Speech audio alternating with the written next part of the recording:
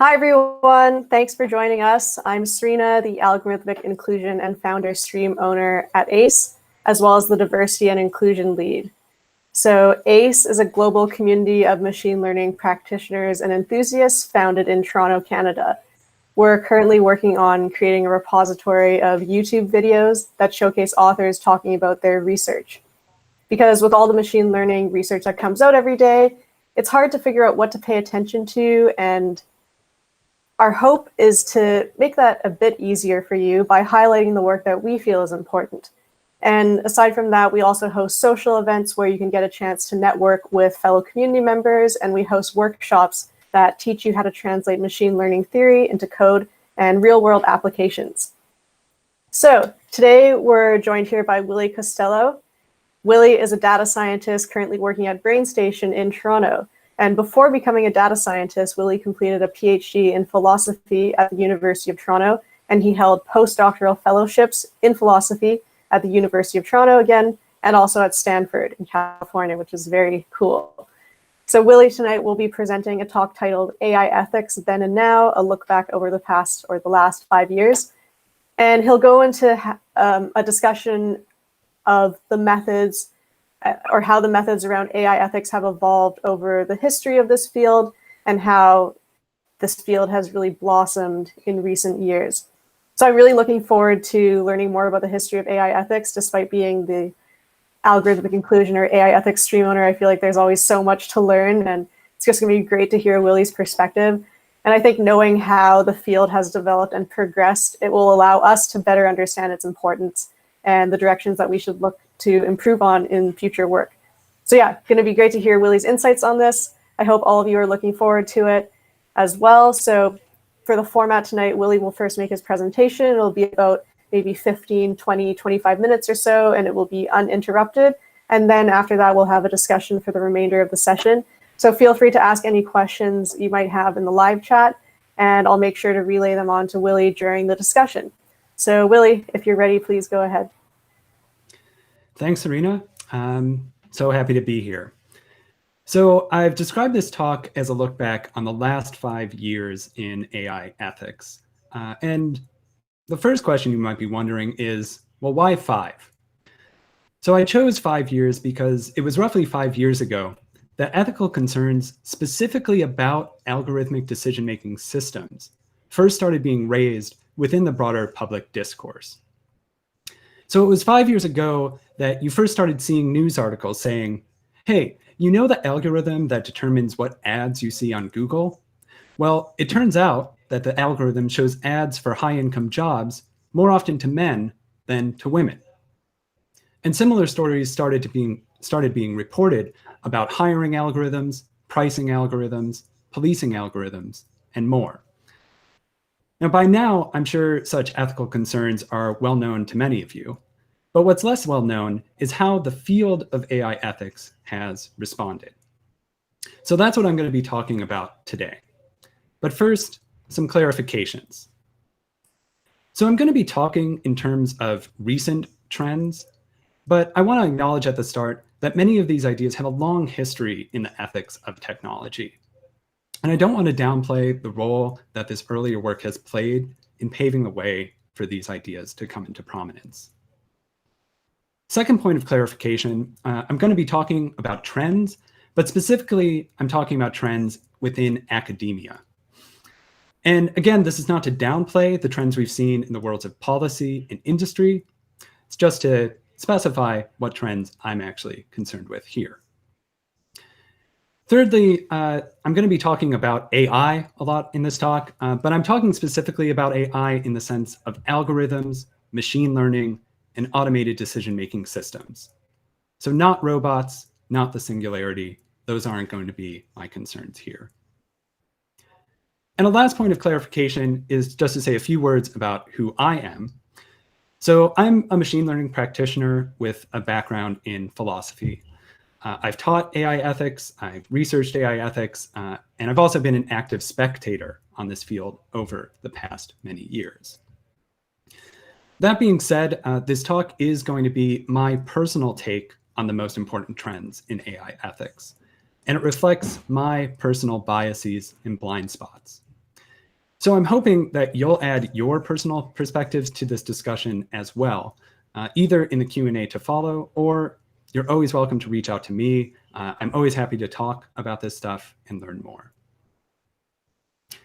Okay, so to structure this talk, I'm going to be focusing on 3 different aspects of any algorithmic system. So here we have the proverbial black box. And the 3 aspects I want to focus on are as follows. First, we have the inputs to that algorithm. And here what I'm talking about is the data, the information that the algorithm is given and trained on. Second, we have the algorithm's outputs. And by this, I mean its predictions, its recommendations, its decisions, its outcomes. And third, we have the creators of the algorithm. And here, I'm talking about the people behind the algorithms. So to make this even clearer, let me give you just a simple example. So imagine we have a loan approval algorithm. The output of this algorithm will be a prediction. Is this applicant creditworthy or not? The input to this algorithm is a data set of all previous loan applicants and whether their loans were approved. And the creators of this algorithm are the team of engineers who wrote and deployed the algorithm. Now, each of these aspects can present distinct ethical concerns. So perhaps this loan approval algorithm classifies women as uncreditworthy more often than men. And perhaps this is because in our data set of past applicants, women had been denied credit more often than men because of structural inequities in their access to capital. And perhaps all of this happened because the team of engineers is all dudes who haven't been thinking about women or even aware of this problem of access to capital.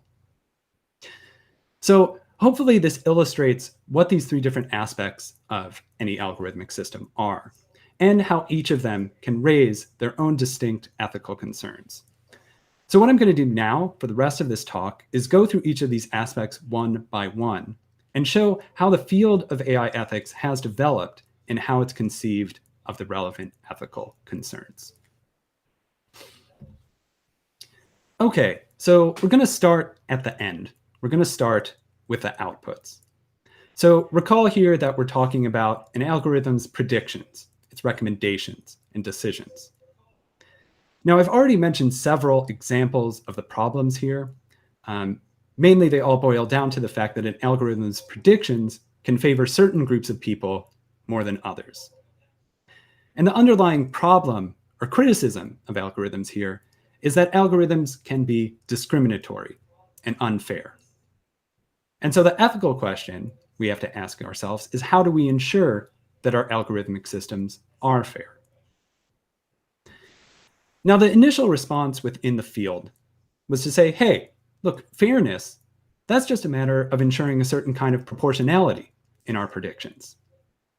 So, hey, that means fairness is just math. And hey, that means that we could bake fairness into our algorithms. And wouldn't that be great as a way to make our algorithms fair? Now, the problem with this initial response, as researchers quickly found out, was that fairness can mean many different things. In fact, it can mean too many different things. And so by the count of the researchers here, over 20. Fairness might mean ensuring that the algorithm's precision for each group is the same. Or maybe it's a matter of equalizing the algorithm's recall, or its false positive rate, or its false negative rate. Or maybe it's just a matter of treating similar individuals similarly. Now, the important point here is that these different conceptions of fairness are not compatible. An algorithm can be fair under one conception and unfair under another. So the problem is not that we can't bake some notion of fairness into our algorithms. The problem is that first, we have to figure out which notion of fairness to choose. Now, the new response in the field has been to actually turn away or turn orthogonally away from this question. The point that's been emphasized is that fairness cannot be addressed in this way, kind of simply from tweaking the algorithm itself from the inside. The point that's been emphasized is that fairness cannot be automated. And I'd like to highlight 3 specific points that researchers have made to underline this idea. And here I'm going to be focusing on the specific example of facial recognition technology, as discussed in the great work of Joy Buolamwini and Timnit Gebru. Now, Buolamwini and Gebru demonstrated in their work that several commercially available facial recognition systems performed markedly worse on darker-skinned female faces. Now, this finding in itself is not extremely surprising, but how does this example help illustrate this idea that fairness cannot be automated? Well, the first reason that fairness cannot be automated is because uncovering unfairness is work. So to reach their conclusion, Buolamwini and Gebru had to create a new benchmark data set because no data set yet existed that was balanced with respect to male, female, light-skinned, and dark-skinned faces. And famously, Buolamwini only discovered this problem with facial recognition systems because she tried to use one of these systems on herself, and she is a Black woman. So she could only get this algorithm to detect a face when she put on a literal white mask, as shown here. So in other words, unfair outcomes are not obvious, and as much work needs to be put into identifying them as to fixing them. The second reason that fairness cannot be automated is because we need to also be discussing the fairness of the use of the algorithm itself. So this is a point that's often brought up with respect to facial recognition technology, and that's that facial recognition technology is a problem whether it works or not. So if facial recognition technology doesn't work, if it results in these disparate outcomes, then Black women will be disproportionately misidentified, which could lead to their false arrest or to them being locked out of their buildings, and so on. But on the other hand, if we fix this, if facial recognition technology does work, then it will result in certain groups of people being disproportionately surveilled and policed. And this has nothing to do with how the algorithm itself works, but with how algorithmic systems are actually deployed. And so this brings me to my third and related point, third reason that fairness cannot be automated, and this has to do with the disparate deployment of algorithmic systems. So there's this famous quote by the sci-fi author William Gibson, who said, "The future is already here, it's just not evenly distributed." And the scholar Virginia Eubanks has a great riff on this idea. So she says, we typically think of this quote as meaning that only the rich and the powerful have access to state-of-the-art technology. But in fact, the situation is the reverse. The poor and the marginalized are the ones who are most subject to these technologies, because these technologies are disproportionately deployed on them. So for example, as Eubanks has shown in her own work, automated decision-making systems are used to deny health insurance claims and unemployment benefits to those who most need them, or to deny housing to the homeless based on some murky determination of risk. And just this summer, the pharmacy Rite Aid was revealed to have deployed facial recognition technology in some of its stores, and to have installed these systems disproportionately in areas that were poorer or less white. So in summary, if we want to talk about the ethics of algorithmic outputs, we need to be clear-eyed about how these outputs actually manifest in the real world. Okay, so now turning to our second topic, the inputs. So recall here that we're talking about data, the data on which an algorithmic system is trained and how it learns to make its predictions. So we've seen a few examples of the problems here already, but here's another one just so it's fresh in our minds. So imagine that we're building a hiring algorithm that can screen resumes for us. Now we train this algorithm on the history of all the resumes that our company has received, along with the decisions that were made about those resumes. Now imagine that because of issues of structural racism, it turns out that applicants with Black-sounding names have been disproportionately passed over in the past. This hiring algorithm will then inherit this bias and learn to disfavor such candidates in its own predictions. So the unfairness in the algorithm's output is coming from bias in its inputs. So the underlying problem here is bias in, bias out. Now, the initial response within the field to this problem is actually one of dismissal. You got these responses like, hey, algorithms are objective. Algorithms are just math. The bias is in the world, not in the algorithm. And this response was used as a way of exculpating the algorithms and the computer scientists who made them, as a way of saying that these problems with bias are not the algorithm's problem. They're the world's. Now, the new response has been to say no. These issues are the algorithm's problem. And this insistence that algorithms are objective is itself a kind of bias, which overlooks the real role that algorithmic systems play in propping up and perpetuating societal biases and inequities. So how so? What have researchers been saying about this? Well, the first point is that bias can be encoded not only in a dataset's observations, but also in its very features.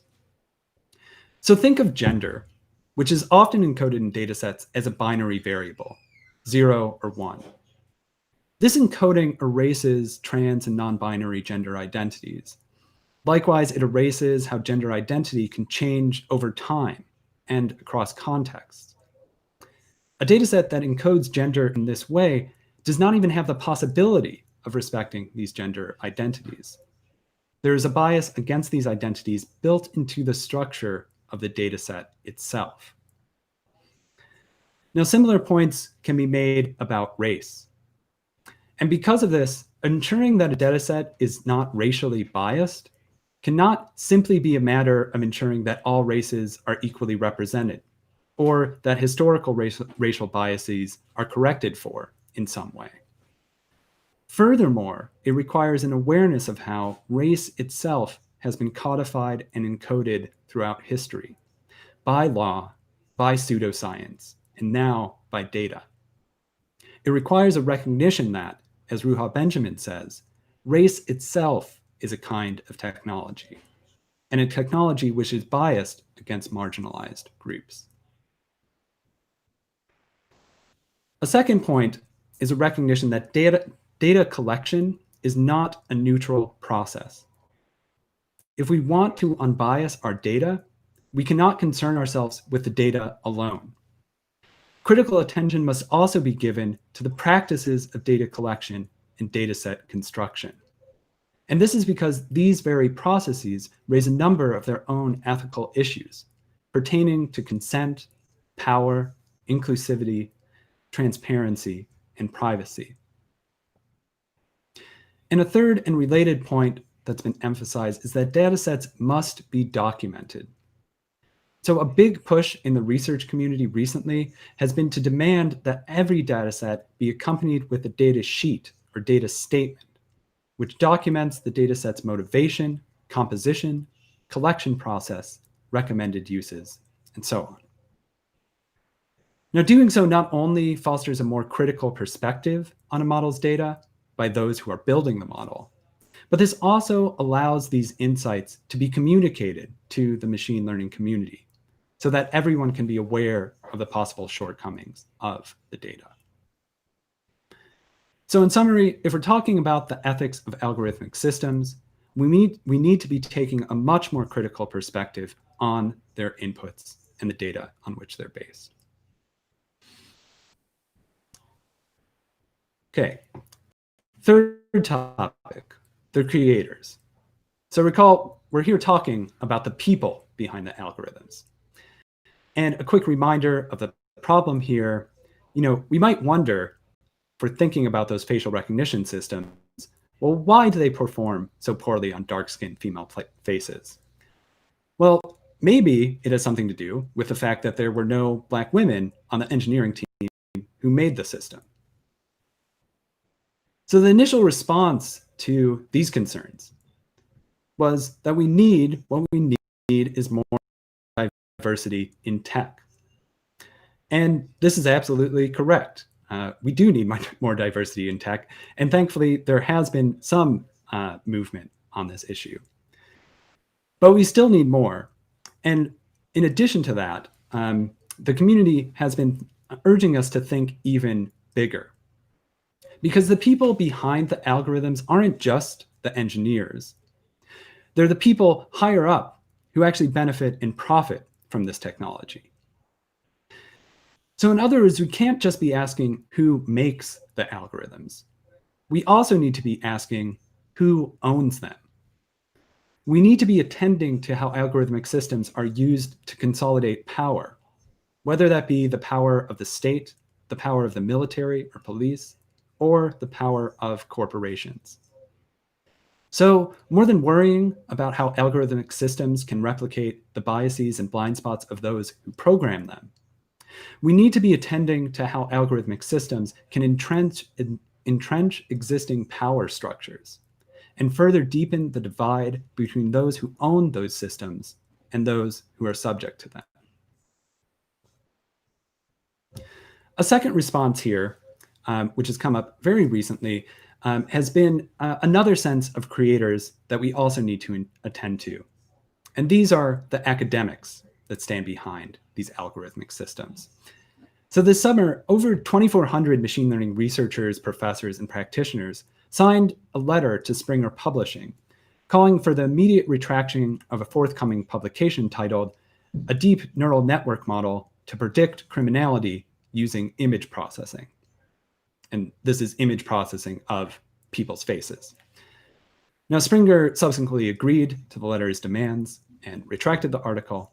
But more broadly, this letter represented a trend within the AI ethics research community, namely a refusal to see academic research as innocent, and an increasing recognition of the research to industry pipeline that underlines the need for the academic community not to aid in the creation of unethical algorithmic systems.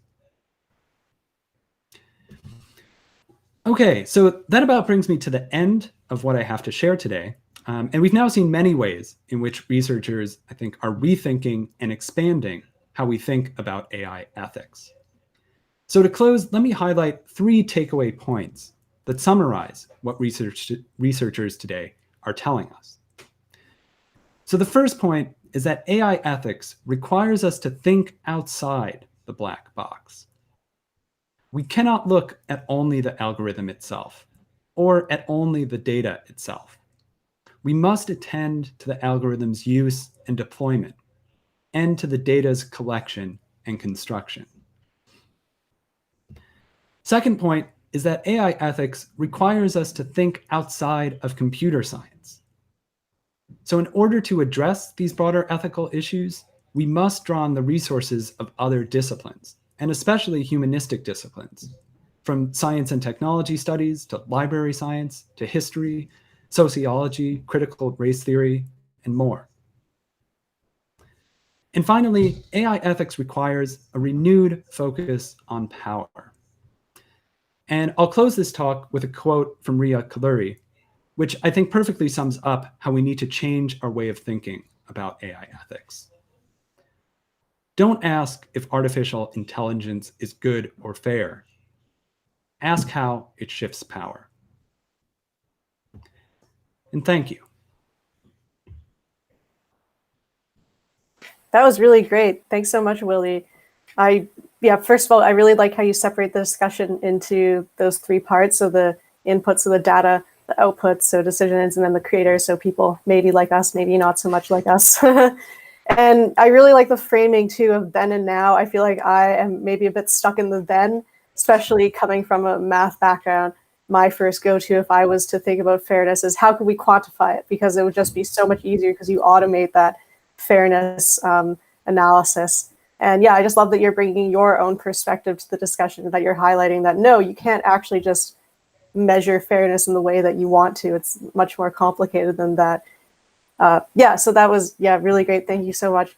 So we have a great question from Samaya in the audience, talking about this input, output, and the creator perspective. So she's asking, if we have limited resources, where do you think we should put those resources to start addressing ethical issues? So would it be the inputs, the outputs, or the people creating the algorithms? Yeah, that's a great question. And I guess it's a bit difficult to ask follow-ups or clarifications here, given the format. You can still try, maybe, yeah. Yeah, because I mean, the immediate question that comes to my mind is, okay, who's the we here? Who is the we that has these limited resources, right? So I'm guessing this is more on the side of the creators, some engineering team, some business that would like to deploy these systems.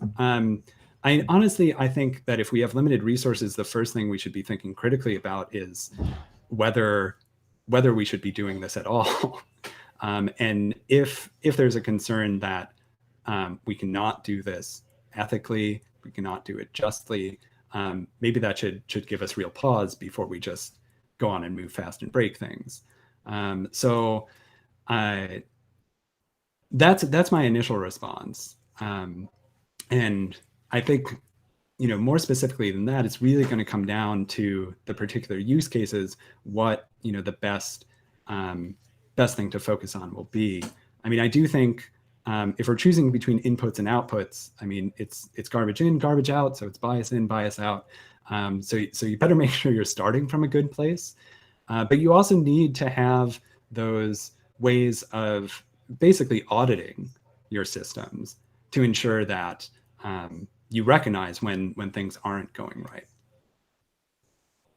Yeah, thank you. And she just clarified and said that the we is a company that has algorithms that have been deployed. So does that change anything in your answer? No, I think that's what I was assuming. So okay, awesome, great. So I'd like to go back to this idea of measuring fairness and how I would just love to quantify that, because I can't get away from my math thinking and that background. So is there really no universal measure of fairness? Because I'm just thinking, I mean, I believe what you're saying, and I think the answer is no. And I'm thinking about how there's different design thinking perspectives. So for example, I might be getting the exact terminology wrong, but universal design assumes that there is some sort of design that exists that's going to be inclusive to all groups, whereas something like design justice, it's a framework where it assumes that no design will actually be universally inclusive to all groups, but it's important to understand that it's impossible to create something that's truly inclusive, because then you'll end up creating designs that are going to provide the least harm to all groups. So yeah, do you think there's similarities between creating universal design and creating universal fairness measures? Yeah, it's a really interesting parallel. And I don't know if I have any immediate thoughts about how they might relate. But so my initial thoughts are just that I kind of think of fairness as sort of like the goodness of a model, right? So like we want to talk about the goodness of the model, and there are concrete ways to quantify that, but I don't think there's really any universal way of quantifying that. Like it's not just accuracy, because accuracy isn't always what you want. It doesn't make sense in all cases. Sometimes it is recall, sometimes it is precision, and so on and so forth. And I think fairness is operating in that same way, that there is this overarching conception of fairness. And really here, I think we're pointing towards some concern about justice. But the ways that that's going to manifest in particular contexts, in particular situations, are going to be different. So, it's universal as a norm, might be universal as a concept, but in its actual manifestation, it takes on these different forms.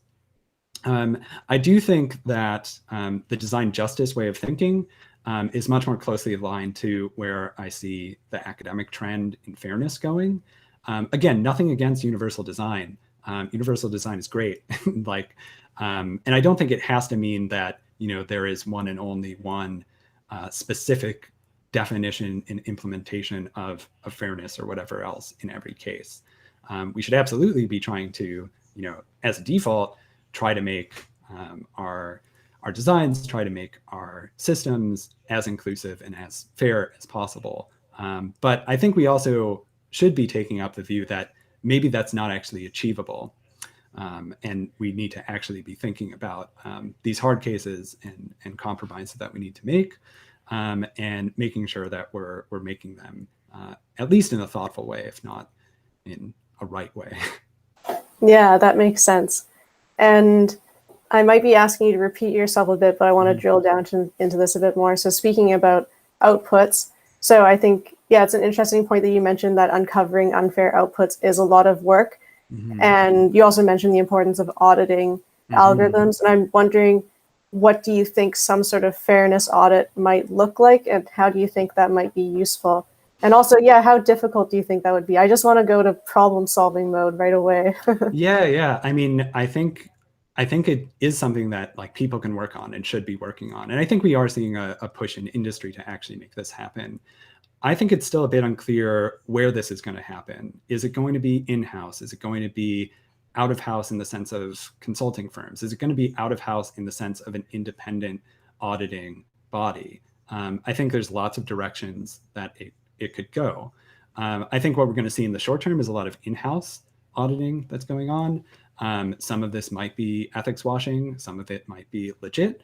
And I think there is a certain logic to this because, again, as I was saying, I don't think there's one universal solution here. You couldn't have just one universal rubric to check for fairness. These audits do have to be very specific to the specific cases.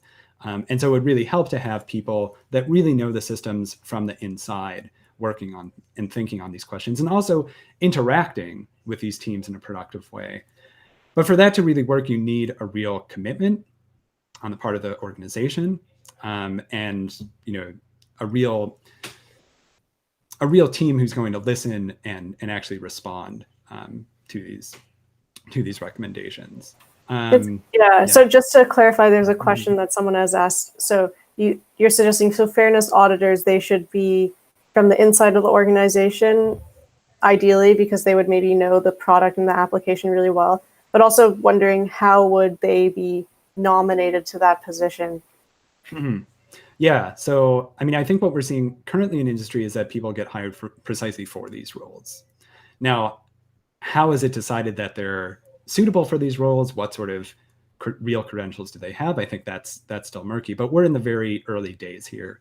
And I should clarify, I don't necessarily think that in-house auditing is the way that we should go. I just think it's the way that we're going to go for, like, let's say the next 5 years, because I don't see a global body emerging that'll be able to address all of these issues.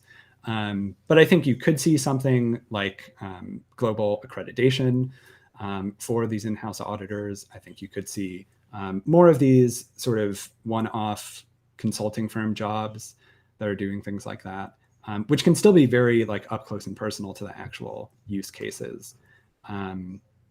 But I don't know if this is going to, I don't want to pretend that this is going to solve all the issues either. But I do think it's a likely direction for things to keep moving in. Yeah, and a follow-up comment from the audience is, could you not imagine some firms, like the big accounting firms, taking on ethics arms and making that part of their offering? I think I could see it. Definitely see it. Yeah. So I mean, and I'll say, like, much of the research I've been discussing here has been coming out of Google's ethics arm and these other companies that are really hiring the leading AI ethics researchers to work for them, but also to publish this research.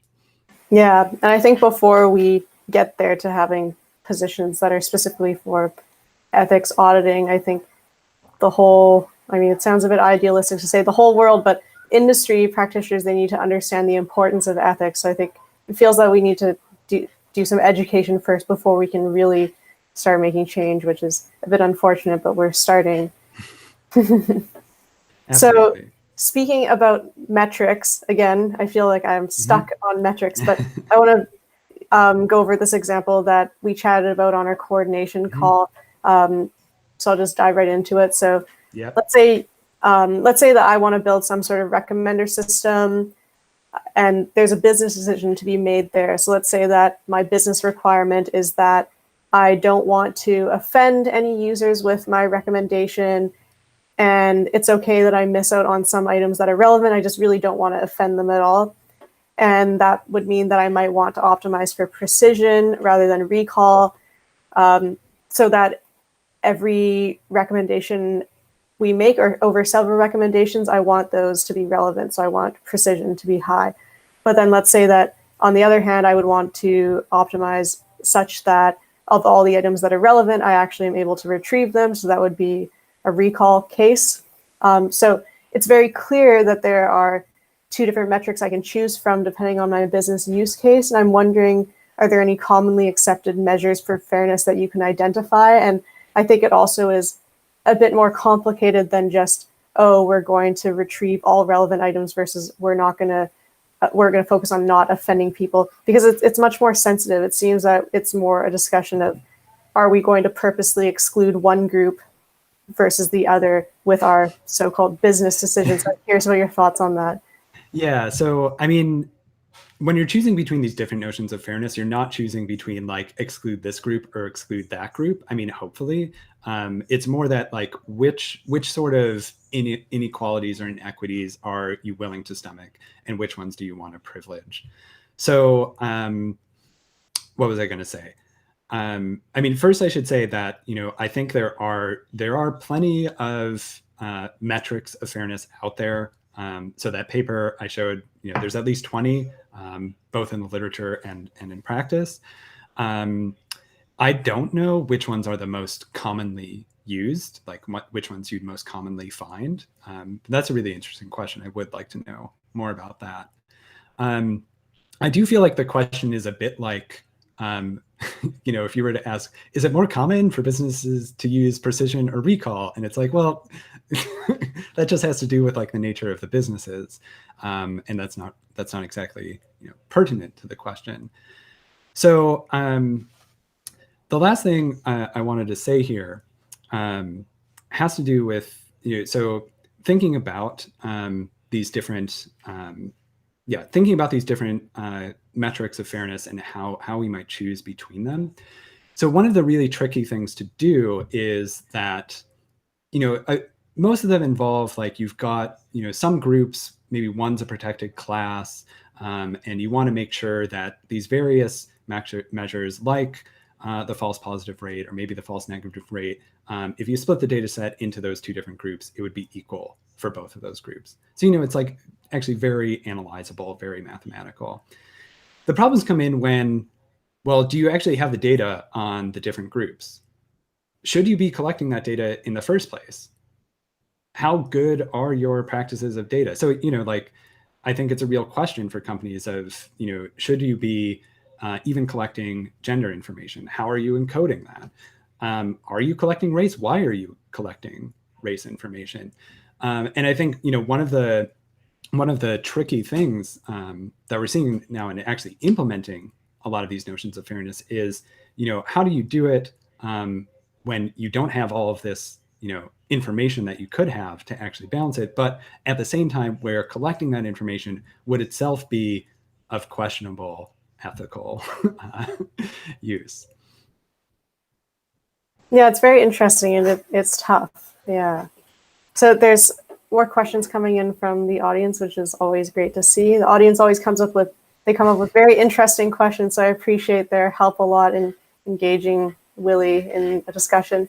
So we have someone who's saying that you talked about AI ethics now and then, as in the past 5 years. Mm-hmm. And they're wondering, so how can you imagine AI ethics might look in 10 to 15 years?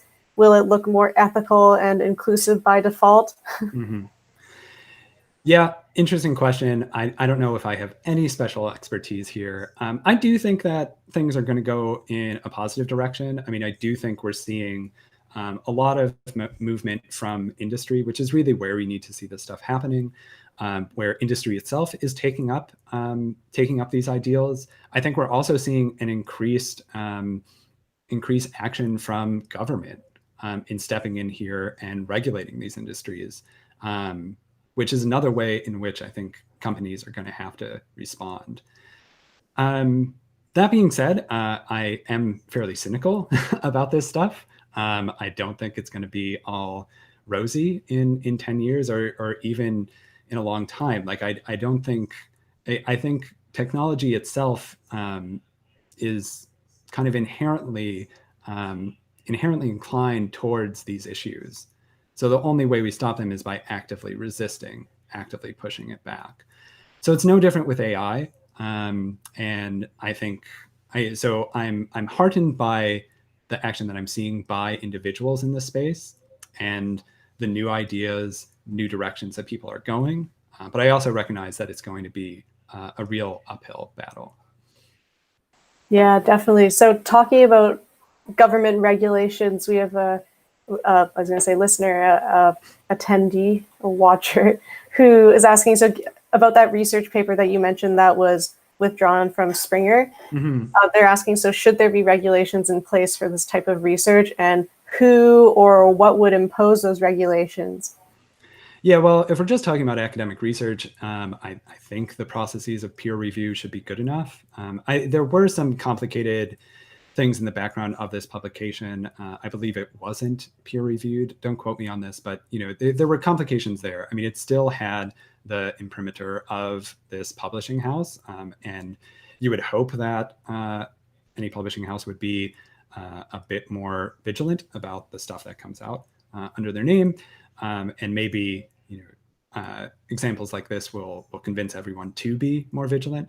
But yeah, I mean, I think peer review is kind of the best thing we've got as far as academic research goes, and it's not going to be perfect. And of course, like the follow up to peer review is academic criticism and the subsequent peer review that happens after publication. So I'm not as concerned about like academia kind of moving in a good direction. I think there's a lot of good checks in place for that sort of thing. But I don't know when it comes to industry, or even when it comes to policy. That's a trickier issue. Yeah, interesting. Yeah, so another question that's come in, so sort of what I think we've talked about before, but I will ask it. So the audience member is stating, so the excitement about AI enhanced features, it's very real, and that excitement ranges from members of the C-suite in various companies, from the manufacturing sector to publishing to the law. And the audience member is asking, so is it machine learning practitioners' responsibilities to temper that excitement? And it feels like it's a lot of pressure being put on us. Yeah, I like to think not in terms of responsibility and more in terms of opportunity, right? Like, I don't think like the burden of any of this stuff falls on any individual, including, machine learning practitioners. But at the same time, I think we do have, and here I'm talking about like machine learning practitioners do have this great power. We have our labor power. We have just our kind of both the labor power of like our job and also the labor power that we can do outside of our job. So we can be more critical about where we choose to work or what we choose to do within our work, how we try to make change from the inside, and then also how we try to make change from the outside. That being said, I don't think it all falls on them. And none of these problems will be fixed by that alone. But I do think we all, and especially machine learning practitioners, have this great opportunity to make at least a small difference, whatever difference that we can, from the places where we stand. Yeah, I like that you frame it as an opportunity. I'm always excited to frame things positively too. And I can see that speaking about documenting data sets, that's something that machine learning practitioners, we can definitely do that. And we can do something like Samaya's talk that she gave a few weeks ago that mentioned model cards for model reporting. Mm-hmm. So where a model card, that's a short document that accompanies a trained machine learning model that provides a benchmark evaluation over various conditions, such as cultural, demographic groups, that sort of thing. For anybody listening who isn't familiar with model cards, I encourage you to check out Samaya's talk. You can find it on our website. Really interesting, and she goes over model cards in the second half of her talk.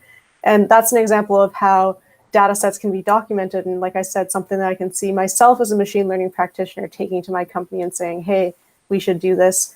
And you made a good point in your presentation and also in our discussion that data collection, that's not a neutral process. And that is it's difficult. And I'm wondering, how might we collect data in a neutral way? Yeah.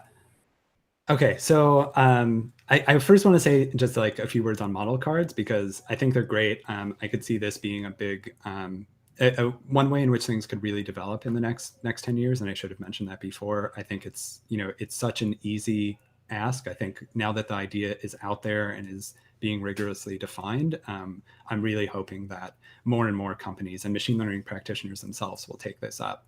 I'm also hoping that, like, I think these things are a real value add for any algorithmic system in just how you even present it to your customers, to your users. This is a great thing that you can say. I mean, if everything turns out to be above board, this should be a real selling point. So I just want to put that out there as like a further plug for data sheets and model cards and all of that stuff. Okay, so how can we collect data in a neutral manner? We can't, at least in my opinion. There is no neutral process of data collection. The key thing is to be aware of that fact and to be conscious and explicit about one's positionality and the ways in which the data collection process, I'm talking here from like, if you're collecting the data, conscious of the ways that, this process is being shaped by yourself, but also by your time, by, the range of people that you are, taking observations of, or whatever it is. So being, in a way, this is a way of being objective, but objective in the sense of just, showing what the full situation really is, not presenting this as like data's view from nowhere, God's eye view on the reality of the facts, but just being very clear about the positionality of what you're doing, and that's the direction that I think things should go.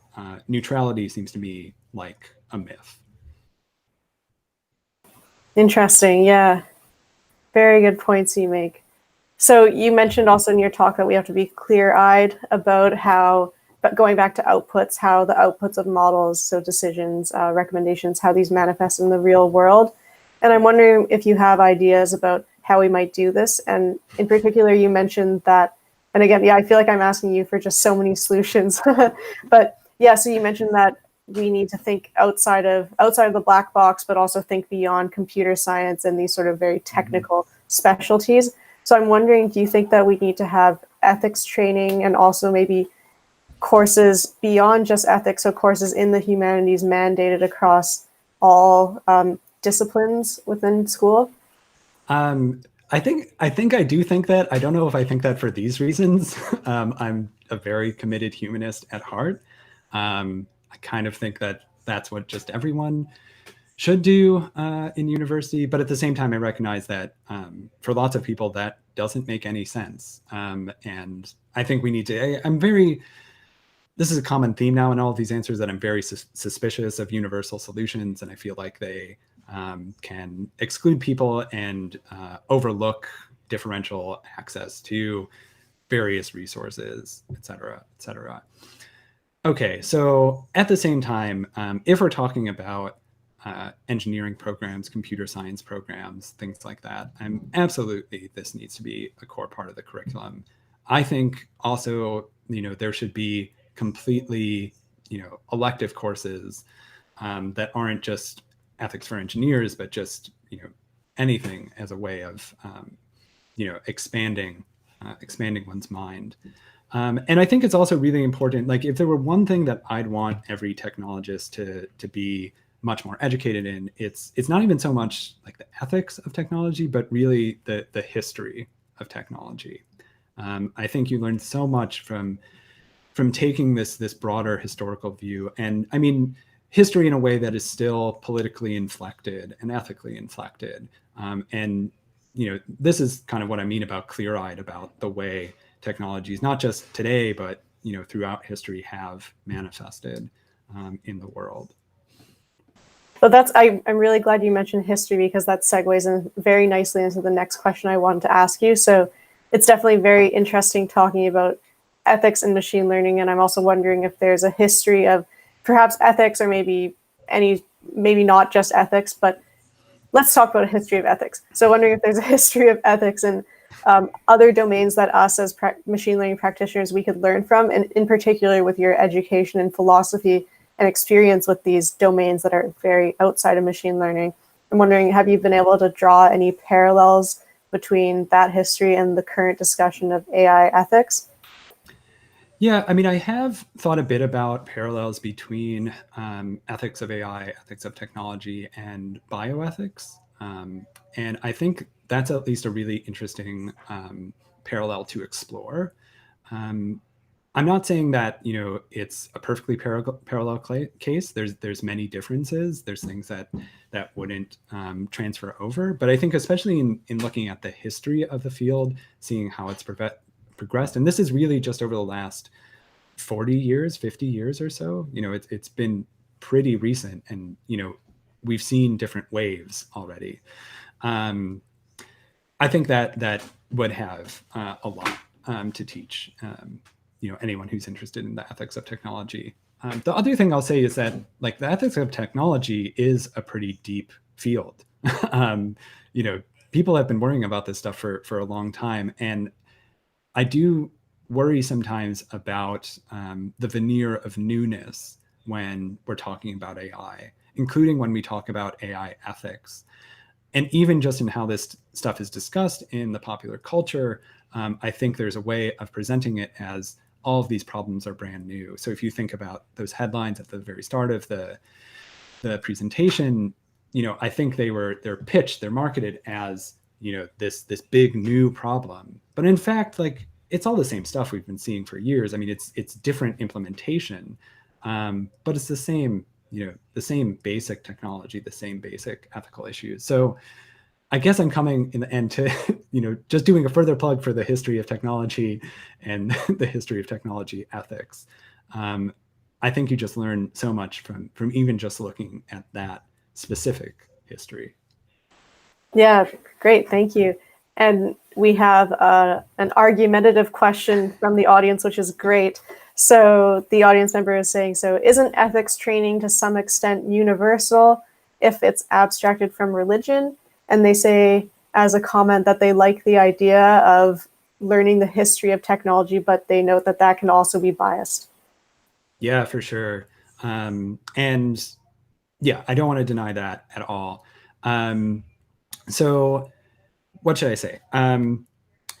So on the first question about ethics and like the universalness of ethics, I think that's there's a strain of ethics that is committed to that, and that's something you might pick up from an ethics education.